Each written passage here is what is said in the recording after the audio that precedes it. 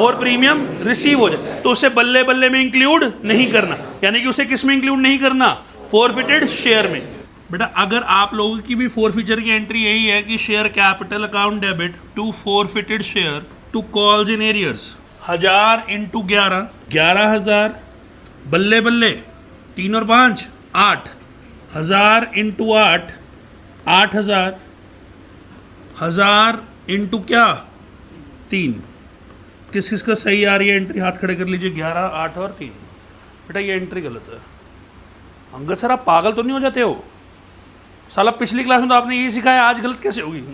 देख बेटा पिछली क्लास में मैंने क्या सिखाया था, पहले मेरे स्लैंग को बोलना।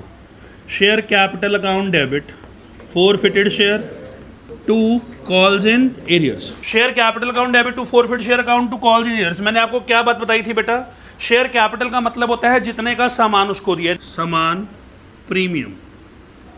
इस 3 में कितने का सामान है? 3। इस 5 में कितने का सामान है? 5 का या 4 का? 4। तो 3 और 4 7, 7 और 3 10। तो 10 इंटू 1000 क्या अमाउंट आएगा बेटा? 10,000। ये बात सारे बच्चों को समझ आई थी, कोई दिक्कत नहीं होती। जो अपने आपने ऊपर 11,000 लिखा है वो गलत है।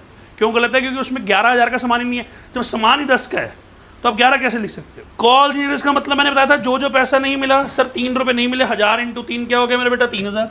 अब डाउट, अंगद सर आपने फॉरफिट शेयर का मतलब बताया था बल्ले बल्ले, जो जो पैसा हमें मिल गया, जिसकी खुशियां मनानी है, पार्टी करनी है वो।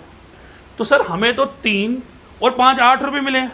अगर मैं 8 रुपये यहाँ लिखता हूँ तो बताइए क्या मेरी एंट्री मैच कर रही है?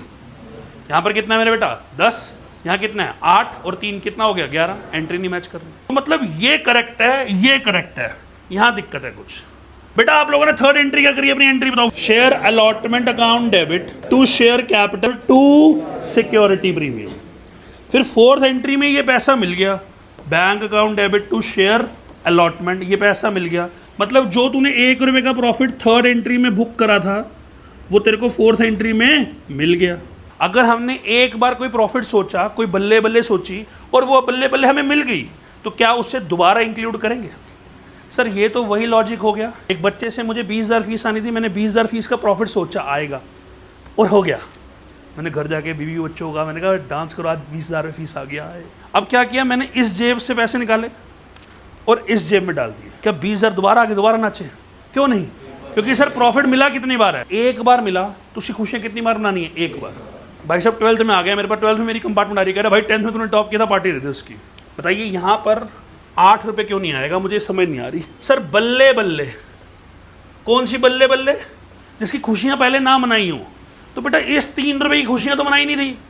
इस 5 में से कितने की खुशियाँ मना आए हो? 1। तो कितने की रहती हैं? 4। तो 3 की खुशियाँ ये मनानी है, 4 की ये मनानी है, टोटल खुशियाँ कितने की मनानी है? 7 की। जैसे ही 7 लिखूंगा आंसर सही हो जाएगा। सर ये क्या है माता जी, समझ नहीं आ रहा सर। तो हम एक चीज़ सीख गए, अगर क्वेश्चन प्रीमियम का हो और प्रीमियम रिसीव हो जाए तो उससे फॉरफिट शेयर के अंदर इंक्लूड नहीं करना। क्या लॉजिक सिखाया अंगद सर आपने? अगर और प्रीमियम रिसीव हो जाए तो उसे बल्ले बल्ले में इंक्लूड नहीं करना, यानी कि उसे किस में इंक्लूड नहीं करना? फॉरफिटेड शेयर में।